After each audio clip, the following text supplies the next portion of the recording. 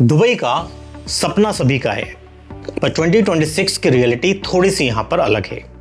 Search करोगे तो LinkedIn पर हजारों जॉब्स मिलेंगी, लेकिन 90% जॉब्स वही पुरानी गलतियाँ और वही जॉब्स हैं जो कि लोग बार बार कर रहे हैं। उनका सीवी सीधा रिजेक्ट फोल्डर में जा रहा है।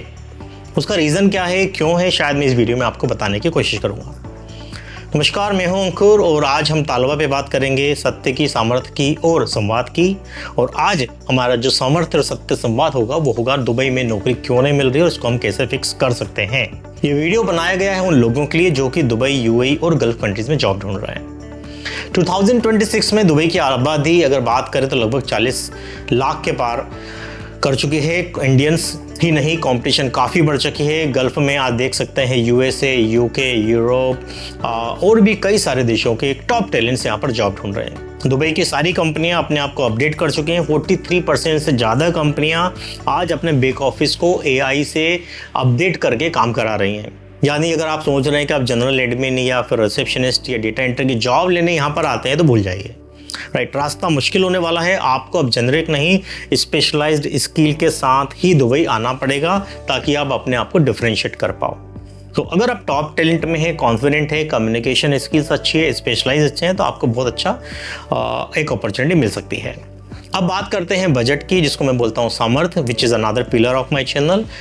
2026 में दुबई की जो कॉस्ट ऑफ लिविंग है ऑलरेडी 12 to 15% बढ़ चुकी है। जो डेटा कहता है, रिसर्च कहती है कि सिंगल इंसान को यहाँ पर एक अच्छी लाइफ जीने के लिए लगभग 4000 दिरहम की ज़रूरत होती है। अगर आप 5000 दिरहम या उससे कम की सैलरी पर अकेले आते हैं तो बॉस ये सिर्फ सर्वाइवल होगा, सेविंग नहीं। राइट, हो सकता है बट डिफ़िकल्ट होगा।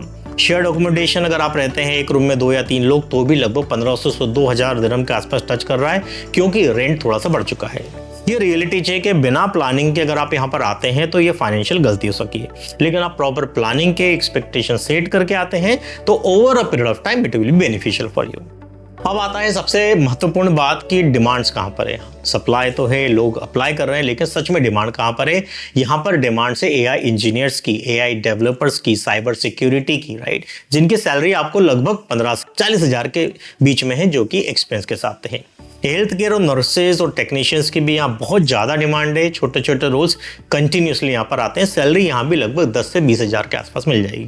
कंस्ट्रक्शन और रियल एस्टेट कभी भी पीछे नहीं है, लगातार यहाँ पर रियल एस्टेट में डिमांड है और साथ में सस्टेनेबिलिटी एक्सपर्ट्स को भी यहाँ पे काफ़ी माना जाता है।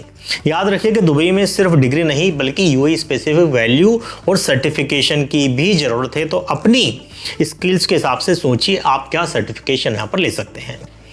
अब जो सॉल्यूशंस हैं जो आपको यहाँ पर आने में हेल्प कर सकते हैं, पहला है सीवी को एटीएस फ्रेंडली बनाइए। काफ़ी सारे टूल्स हैं जिस पे आप एटीएस स्कोर चेक कर सकते हैं। Naukri.com में भी है, ChatGPT में भी है और कभी कई सारे टूल हैं जो मैं लिंक में यहाँ पर डाल दूंगा। 70% जॉब्स यहाँ पर हिडन मार्केट में है, जो कि आपको सिर्फ Naukri.com या लिंक्डइन से नहीं मिलेगी, आपको अपने नेटवर्क से मिलेगी। तो start finding someone who is in Dubai, try to share your resume with him so that he can put it across further. और तीसरा जो है यहाँ पर अगर आपको लगता है तो कम यहाँ पर आइए, थोड़े दिन रहिए, मार्केट को समझिए और फिर जॉब को अप्लाई करिए। तो एक छोटा सा चांस आप यहाँ ले सकते हैं, जो कि मेरे साथ हुआ है। जब यहाँ पर आया था तो I came here only for 3 to 4 months, but after 4 months my project got extended. I got another 3 months, then 2 months, and over a period of 1 year, I got a substantial experience which I could show in the resume, and then finally I landed here a permanent job. मैं सिर्फ यही बोलूँगा कि Dubai में jobs की कमी नहीं है। दुबई में सिर्फ आपको पुराने तरीकों से जो अप्लाई कर रहे हैं कि इजी क्लिक किया और इजी अप्लाई किया और आपको लगा कि आपको जॉब आ जाएगी, इट्स नॉट गोना हैपन। आपको स्मार्ट होना पड़ेगा।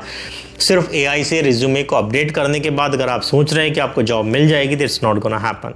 तो आपको वैल्यू बतानी पड़ेगी, नंबर्स बताने पड़ेंगे आपके रिज्यूमे। एटीएस स्कोर चेक करिए कितना स्कोर आ रहा है और प्रॉपर हर जेडी के हिसाब से अपने रिज्यूमे को अपडेट करिए। तो ये छोटे से आइडियाज़ थे, शेयर करना चाहता था इस छोटे से वीडियो में। अगर आपको लगता है इस वीडियो ने थोड़ी सी भी अगर वैल्यू क्रिएट करी है तो प्लीज़ इसको अपने नेटवर्क में शेयर करिए।